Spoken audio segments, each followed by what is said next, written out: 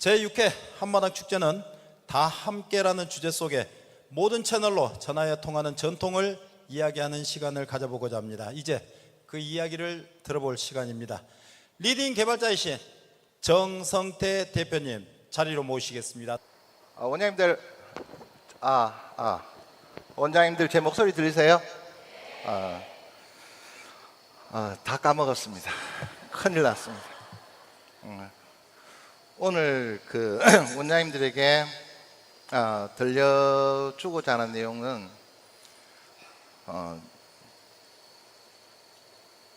박수 한 번만 더.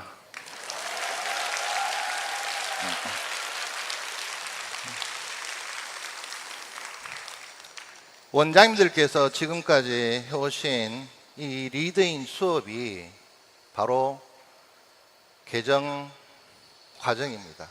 2022년 우리 개정 교육 과정이 바로 제가 보기에는 리드인이라고 생각을 하고 있습니다.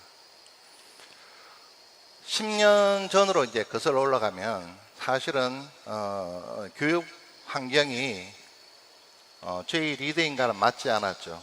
왜냐하면 학생들이 학년별 도서를 읽어야 되지 무슨 그런 도서를 읽느냐. 그런데 리드인은 독서의 본질에 충실했습니다. 사실 리드인이 갖고 있는 리드인 독서 이론 또는 정타비감 글쓰기 이론이 하늘에서 뚝 떨어진 것이 아니라 독서의 본질을 다루고 있는 것을 그대로 표현한 것입니다. 여기에 보면 이제 아까 제가 설명드렸던 그 내용 중에서 개정 교육 과정의 핵심되는 문구들을 이렇게 했습니다. 원장님들이 현재 리딩에 오셔서 제일 먼저 교육을 하실 때 무엇을 배우시나요? 아마 독서와 학습의 차이고요. 두 번째로 배우시는 것이 바로 독서 행위, 읽고 이해하고 생각하고 표현하는 행위는 학생 본인만이 할 수 있는 자발적인 행위고 유일한 행위이다. 그래서 올바른 독서를 하기 위해서는 학생의 독서 능력에 맞는 도서로 독서 활동을 해야 한다. 그렇게 하기 위해서 우리는 과정의 자율성, 이해의 적절성, 사고의 다양성에 맞추어서 아이에게 해당 도서를 제공하고 독서 활동을 해야 한다라고 배웠을 겁니다. 그 문구를 한 번 더 마음속에 새기시고 요 뒤에 있는 내용들을 한번 보겠습니다. 학생의 독서 능력에 맞는 도서로 독서 활동을 하는 것을 다른 말로 뭐라고 표현할까요? 자기 중심 독서죠. 그리고 학생들이 책을 읽은 때 편독하지 않도록 여러 개의 장르를 학생들에게 동기부여해서 끌고 가는 시스템이 무엇입니까? 바로 독서 마라톤인 것입니다. 또한 우리가 말하는 내용의 정확성 또는 이해도가 되겠죠. 그런데 리드인은 정확하게 읽으라고 이야기하지 않고 적절하게 읽으라고 이야기합니다. 예를 들어서 2022년 개정 교육 과정에 보게 되면 문학과 비문학으로 나눴을 때 가장 많이 등장하는 용어가 있습니다. 바로 뭐냐면 문학에 있어서는 줄거리의 요약, 내용의 요약이고요. 비문학에 있어서 가장 많이 등장하는 것이 뭐냐면 개념의 이해라는 용어입니다. 그래서 문학으로 봤을 때는 줄거리의 요약, 비문학으로 봤을 때는 그 비문학 내용의 개념의 이해를 바탕으로 자기의 표현을 하는 과정입니다. 여기 오른쪽에 있는 문해력이라고 되어 있는 것이 우리로 봤을 때는 어디에 해당이 될까요? 여러 개의 장르를 자기 중심적으로 읽으면서 이해하는 과정이고요. 이 이해하는 과정에 뭐가 포함되어 있냐면 문학일 경우에는 줄거리를 파악하는 것, 비문학의 경우에는 개념을 이해하는 과정입니다. 그리고 뒤에 보시면 표현이라고 되어 있습니다. 이 표현은 사고의 다양성을 전제로 한 표현이죠. 그럼 다시 한 번 더 제가 말해 보겠습니다. 리드인의 독서 이론, 3대 이론이 무엇입니까? 과정의 자율성, 이해의 적절성, 사고의 다양성, 이 세 가지를 아우르는 독서 행위를 해야 한다. 또 하나가 있습니다. 우리는 독서를 한다고 하면 책을 읽는 것만 생각을 합니다. 그런데 우리 리드인은 어떻게 생각을 하고 있느냐면 읽고 이해하고 생각하고 표현하는 그 전 과정을 독서라고 생각을 하고 있습니다. 다시 말씀드리면 읽고 쓰고가 포함된 거죠. 그 표현 내용이 어디에 나올까요? 오른쪽에 있는 때 표시가 되어 있죠. 뭐로 표시되어 있습니까? 문해력과 표현의 결합입니다.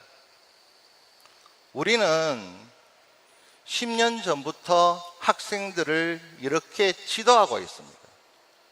저는 2022년 개정교육과정이 되었을 때 기뻤습니다. 왜 기뻤냐면 아마 원장님들 기억하실지 모르겠어요. 우리 리더인은 지름길로 가지 말자. 우리 리더인은 예를 들면 편한 길로 가지 말자. 우리 리더인은 거칠고 힘들더라도 독서의 본질로 가자고 말씀드린 적이 있습니다. 왜냐하면 그때는 이 교육 환경이 지금처럼 그렇게 되어 있지 않았습니다. 근데 이제 교육 환경이 리더인의 본질을 다루는 환경으로 바뀌어가고 있습니다. 그래서 이 환경 속에서 학생들이 자기 중심 표현을 어떻게 잡을까 또는 어떻게 지도할까를 사실 고민하기 시작했습니다. 그래서 등장한 것이 2025년 우리의 5대 핵심 과제입니다. 첫 번째가 독서노트의 개편입니다. 이 독서노트의 개편을 통해서 문학인 경우에는 줄거리 내용과 자기 생각을 표현하도록 했고요. 비문학일 경우에는 개념의 이해와 거기에 따른 과정 그리고 자신의 생각을 표현하도록 개편했습니다. 두 번째가 뭐냐면 아마 이 한마당 축제가 끝나고 이제 좀 긴장이 풀리네요. 한마당 축제가 끝나고 돌아가시게 되면 한 6월 말쯤에 적용될 것 같습니다. 이것은 압박입니다. 왜냐하면 앞에 김건우 대표님 보고 6월 말까지 만들어 달라고 하는 그런 압박일 수가 있습니다. 과정형 진단입니다. 지금까지는 책을 읽고 예를 들면 중간에 그 내용을 표현하거나 자기 내용을 확인하는 과정이 없었습니다. 그래서 책을 읽고 해서 다 합쳐서 책을 다 읽은 경우에 학생에게 진단을 하거나 독서 노트를 쓰게끔 했습니다. 그렇게 해서는 독서 행위 자체가 몸에 잘 배이지 않겠다. 그래서 2025년에 학생이 읽은 부분에 대해서 그 내용을 진단하고 그 내용을 서술게끔 하자. 물론 서술하는 부분에 있어서는 뒤에 제가 말씀드립니다. 좀 시스템상 적용하는 것이 문제가 있어서 우선 진단 먼저 하도록 하자. 그래서 과정형 평가가 도입되었습니다. 제 물 한 잔 마시고 가겠습니다.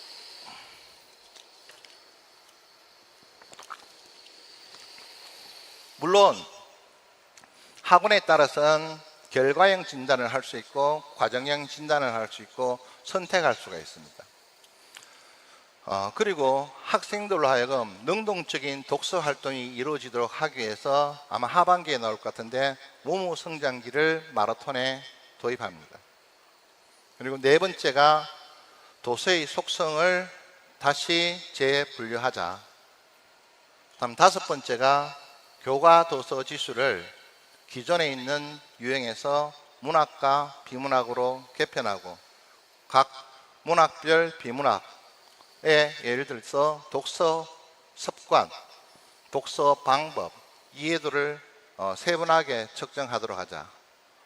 왜냐하면 서술형 평가가 나오기 시작하는데요. 이 서술형 평가에 보게 되면 문학과 비문학의 유형이 갈립니다. 그래서 그 부분에 대비하기 위해서 그렇게 하자 했습니다. 그런데 그렇게 하면서도 뭔가 한 개의 퍼즐이 안 맞춰지는 거예요. 이 한 개의 퍼즐을 맞춰야지만이 우리 리드인이 대한민국의 교육을 선도하고 또 리드인이 대한민국의 독서 지도의 지침이 될 수 있을 것 같은데 그 한 개의 퍼즐이 안 맞춰지는 겁니다. 그것이 뭐냐면 학생들이 표현한 예를 들어서 자기중심, 맥락중심, 사고중심 그리고 과정중심의 내용을 아이들이 그것을 글로서 표현하더라도 그 글을 읽고 분석하고 아이에게 피드백 해줄 그런 방안이 없었기 때문입니다. 혹시 원장님들께서는 서술형 문제를 그냥 줄거리 내용이나 개념 이해의 내용을 묻는다고 생각지는 않으시겠죠. 서술평가에 있어서 아까 보시게 되면 초등학교 3학년 초등학교 문제인가요? 수학 문제. 저는 수학 문제를 좋아합니다. 원 반지름이 길이가 3cm는 원의 넓이를 구하라. 그러면 그냥 공식을 외웠던 아이는 반지름 곱하기 반지름 곱하기 3.14 아니면 원주율 파이니까 9파이 또는 9 곱하기 3.14로 답을 낼 겁니다.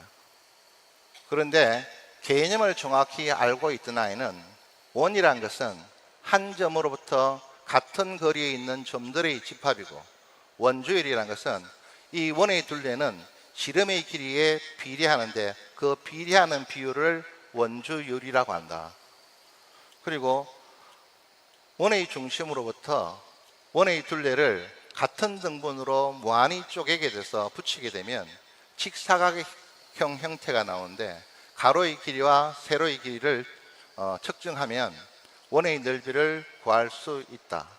그런데 가로의 길이가 결국은 원둘레의 반이므로 반지름 곱하기 3.14 또는 파이가 될 것이고 세로의 길이는 반지름의 길이입니다. 그러면 직사각형 넓이를 어떻게 구합니까? 가로 곱하기 세로이므로 결국 반지름 곱하기 반지름 곱하기 3.14든지 아니면 반지름 곱하기 반지름 곱하기 중학교로 따지게 되면 파이가 되겠죠. 이렇게 자기가 원에 대한 개념, 원주율에 대한 개념을 알고 있으면 풀어나갈 수 있는 과정들을 지금 제가 말하는 것이 정답일까요? 아닐까요? 아닙니다. 정답이 없죠. 풀어가는 과정을. 자기만이 풀어가는 과정들을 어떻게 학생들에게 지도할 것인가에 대한 경험이 우리에게는 없습니다. 우리는 학생들을 지도하다가 힘들 수가 있습니다. 그러면 맞다, 틀리다로 판단하면 쉽겠죠. 그런데 지금 개정교육과정은 맞다, 틀리다가 아니라 어떤 것이 적절하느냐고 보는 겁니다. 그런데요, 제가 왜 원장님들에게 제목을 새로운 도약이라고 했을까요? 올해는 저에게 행운의 해 같습니다.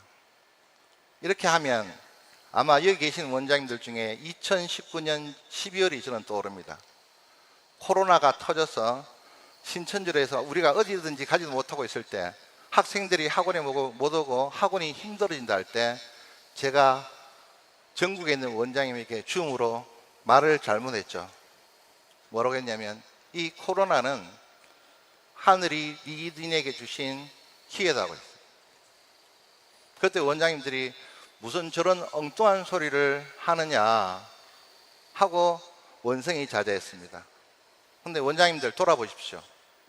2019년의 리드인과요 지금의 리드인 우리는 성장을 했습니다. 근데 또 성장을 해야 되는데 그 마지막 퍼즐이 어떻게 해야 하는지가 문제였습니다.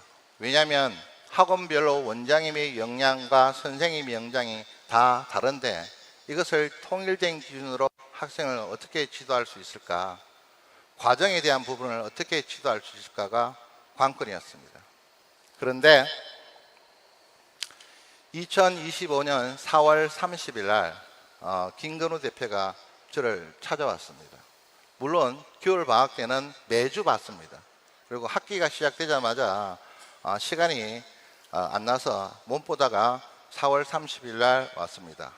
왜 그날 왔을까요? 아시는 분? 그날이 저희 양력 생일입니다. 그래서 그날 와서 대표님 고기 사드릴게요 하고 왔어요. 그래서 잘 왔다고, 2025년 우리가 해야 될 게 너무 많은데 진도가 안 나가서 고민이다고. 그런데 김 대표는 그게 별로 생각이 없는 거예요. 아마 될 겁니다 하고 이야기하는 거예요. 그래서 저녁을 먹다가 저녁 먹기 전에 둘이서 이야기를 하다가 김 대표가 저한테 기속말로, 대표님, 생성형 AI 교과 도서 지수를 이제 탑재할 수 있을 것 같습니다. 박수 한번 주시죠. 일어나서 인사해야 되죠.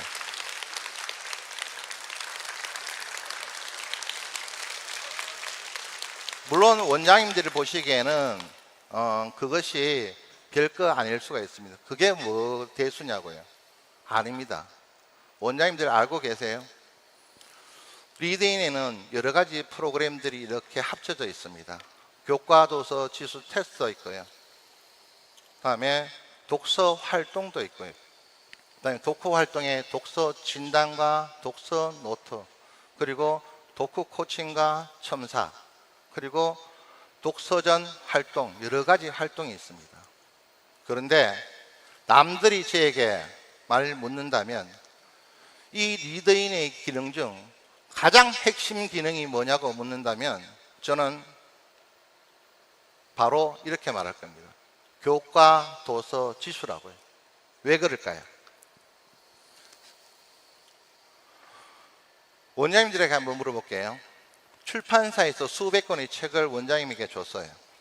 그 도서를 일정 기준에 의해서 분류를 할 수 없으면 학생들 자체가 지도가 안 됩니다.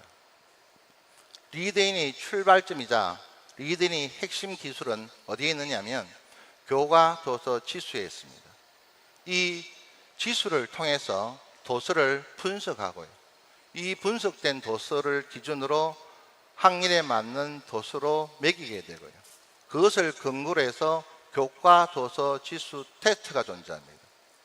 또 이 교과 도서 지수 테스트를 기준으로 해서 학생에게 맞는 독서 테라피가 존재하게 되는 것이고, 이 독서 테라피를 통해서 학생을 독서 활동시킬 수 있고 독후 활동을 시킬 수 있는 겁니다.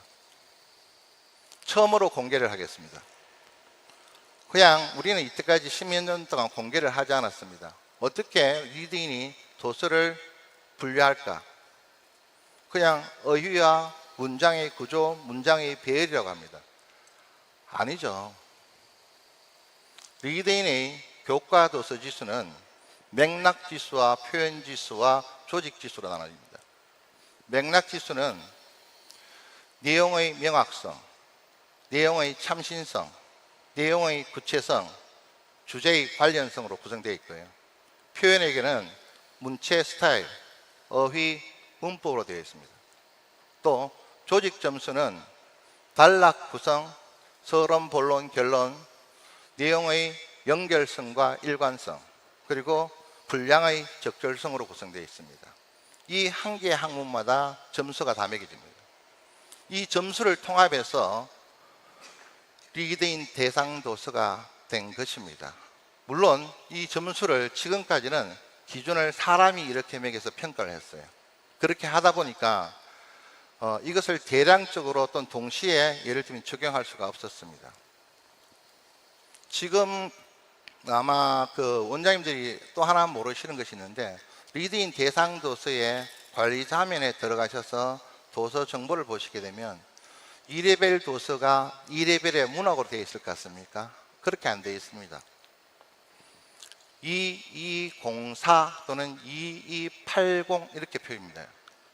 그것은 무엇을 의미하느냐면 2레벨의 도서 중 두 번째 군에 해당되고 100분위로 따졌을 때 4점 또는 100분위로 계산했을 때 80점이라는 것을 뜻합니다. 이것을 왜 외부에 표현을 하지 않느냐고요?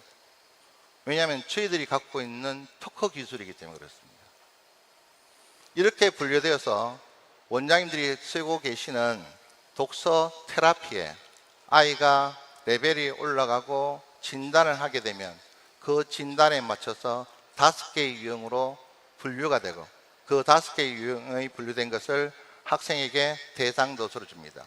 리더인은 예를 들어서 2레벨을 했다면 2레벨의 제일 쉬운 도서 먼저 주지 않습니다. 그리고 그 쉬운 도서를 했으면 그 다음 도서를 주고요, 그 다음 도서를 주고요, 그 다음 도서를 이렇게 주지 않습니다. A, B, C, D, E군으로 분류된 도서들이 학생에게 전에 했던 이해도가 어떻게 되느냐에 따라서 C가 주어질 수도 있고요, D가 주어질 수도 있고요, 또 어려워지면 다시 그것을 B로 내놓고요. 이런 형식으로 독서 테라피의 대상 도서가 주어집니다. 그런데 문해력은 잡을 수가 있는데 학생의 자기 중심 표현, 이 표현을 어떻게 잡느냐면 제가 한번 반문하겠습니다. 생성형 AI 교과 도서 지수가 생겼다는 것은 글을 이렇게 읽고 나서 제가 조금 전에 말했던 11개의 항목으로 지수와 점수를 매기겠죠. 그 점수를 매긴 결과를 토탈로 잡습니다. 그러면 도서만 그렇게 할 수 있을까요? 아직도 모르시겠습니까? 학생들이 말을 한 것도 그 말 수준도 잡아낼 수가 있고요, 학생들이 글로 쓰는 것도 다 학생의 내용을 잡아낼 수가 있습니다. 그런데 지금까지는 맥락 부분에 대해서 먼저 말씀을 드리면, 내용의 명확성, 내용의 참신성, 내용의 구체성, 주제의 관련성을 선생님이 파악하기가 힘들었습니다. 그래서 학생들이 쓴 표현을 표현 점수로만 봤죠. 문체 스타일, 어휘, 문법 중심으로 학생의 서술 능력을 지도한 것입니다. 하지만 생성형 교과 도서 지수가 있게 되면 학생의 글을 맥락 지수, 표현 지수, 그리고 조직 지수로 다 볼 수 있는 것이죠. 그럼 이렇게 판단할 수가 있습니다. 이 학생은 글은 참신하나 내용의 명확성과 주제의 연결성이 떨어지고, 이 떨어지는 부분에 있어서의 핵심적인 내용은 어휘가 부족하기 때문이라고 판단할 수 있는 겁니다. 제가 그래서 그날 김 대표한테 올라가지 마라, 우리 밤새도록 술을 한번 먹어보자, 이렇게 했는데 배신 때리고 올라갔습니다. 그리고 저는 5월 1일부터 5월 6일까지인가요? 2019년 밤에 잠을 스쳤듯이 또 6일 동안 잠을 스쳤습니다. 이것을 어떻게 원장님들에게 돌려드릴까? 한꺼번에 드리면 우리는 그게 적응이 안 돼 있잖아요. 적응시키는 기간이 필요합니다. 그래서 첫 번째로 해야 될 것이 뭐냐면 문해력 중심의 교과 도서 지수를 개발해야 되겠다. 그래서 5월 20일부터 개발에 들어갔습니다. 뒤에 거 좀 열어주시고요. 이 교과 도서 지수는 서술 표현 부분을 배제한 것입니다. 그러니까 기존에 있는 것 중에서 컨텐츠의 구분을 더 나눈 것입니다. 그래서 기존에 컨텐츠를 문학, 비문학 1, 비문학 2로 나누게 되고요, 그리고 그것을 내용 구분을 교과 수준에 맞게끔 지문으로 대체할 생각입니다. 두 번째가 뭐냐면 각 문항별 문제 유형을 의사추비의 기준에 맞게끔 출제할 생각입니다.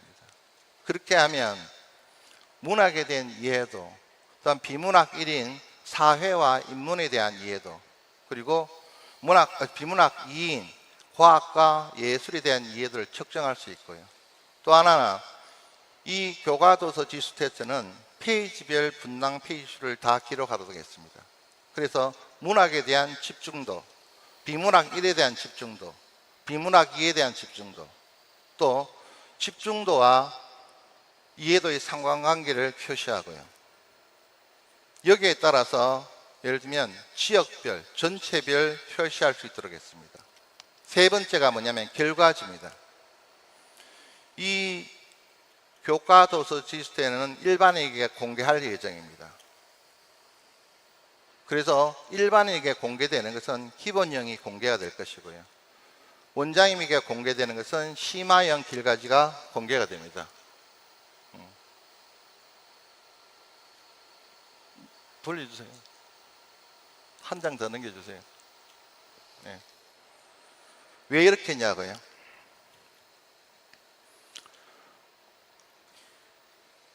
일반 학부모님들이 앞으로 오픈될 생성형 AI 기반 교과 도서 지수를 하게끔 해서 거기에 공개되는 것은 지금 현재 교과 도서 지수 테스트상에서 보시는 기본 결과지만 공개가 되겠죠.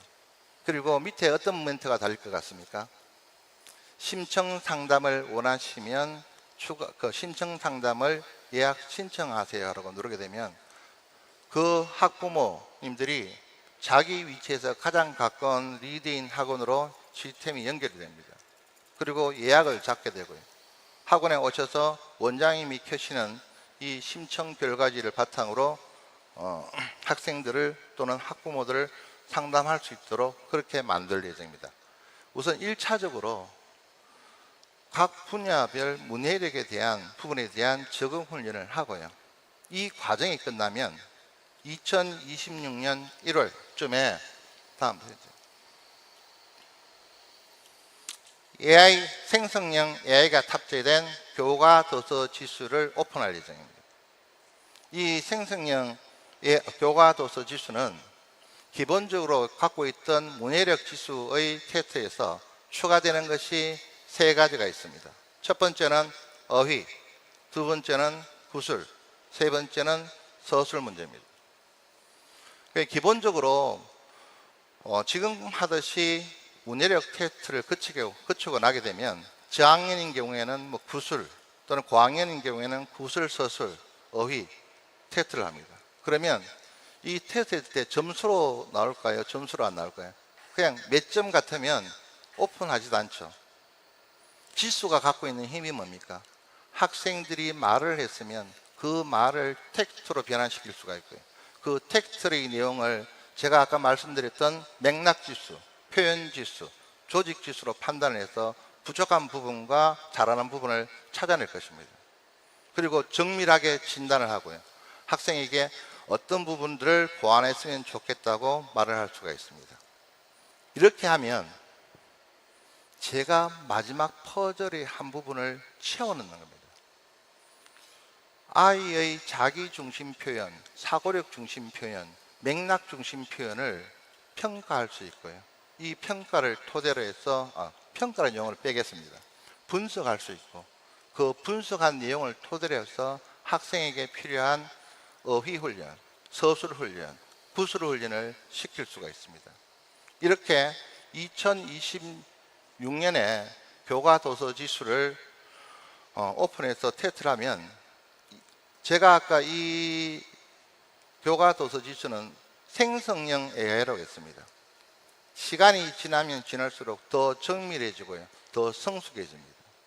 그래서 2027년 1월에 리드인을 전면 리뉴얼할 생각입니다. 자, 바꿔주세요.